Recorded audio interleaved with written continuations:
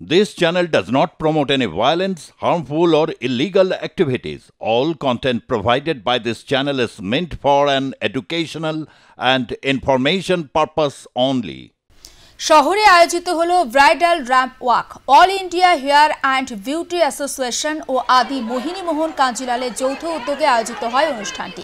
বিভিন্ন বয়সের বিভিন্ন পেশার মহিলারা কোণের সাজে হাঁটলেন র্যাম্পে। ময়দানের একটি অভিজাত ক্লাবে আয়োজিত এই অনুষ্ঠানে 100 জন মহিলা অংশগ্রহণ করেন, আর তাদেরকে সাজানোর জন্য ছিলেন 100 জন মেকআপ আর্টিস্টও। অনুষ্ঠানে শাড়ি কথা নামে একটি ওয়েবসাইট লঞ্চ করেন আদি মোহিনী মোহন কাঞ্জিলাল। অনুষ্ঠানে ছিলেন আদি মোহিনী মোহন কাঞ্জিলালের কর্ণধার আশিস কাঞ্জিলাল, স্বর্ণালী কাঞ্জিলাল, পরিচালক কমলেশ্বর মুখোপাধ্যায়, প্রেমেন্দু বিকাশ চাকি সহ অন্যান্যরা। অনুষ্ঠানে অংশগ্রহণকারীদের হাতে তুলে দেওয়া হয় সার্টিফিকেট ও মেমেন্টো। ছোট্ট স্পর্শ ওনারও 100-র বেশি সহযোদ্ধাকে নিয়ে যেভাবে সাজিয়ে তুলেছেন সেটা নিঃসন্দেহে কুর্নিশযোগ্য। তাই আইবার সেজে রয়েছে, তাদের সবাইকে সাজানোর গুরু দায়িত্ব নিয়েছেন ওনারা। তাই ওনাদের জন্য রয়েছে এই ছোট্ট ফুলের তোড়া, উত্তরীয়। সত্যি অপূর্ব সুন্দর লাগছে আমাদের আজকের প্রত্যেক পার্টিসিপেন্টকে, প্রত্যেক মডেলকে ব্রাইডের সাজা।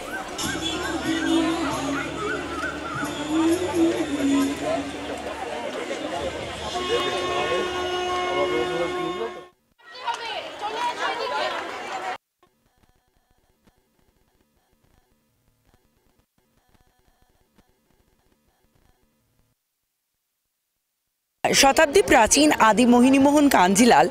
আমি স্বর্ণালী কাঞ্জিলাল যবে থেকে এসেছি তবে থেকে একটা জিনিসের উপর ফোকাস ছিলাম, যেটা হচ্ছে যে যুগের সঙ্গে পা মেলানো।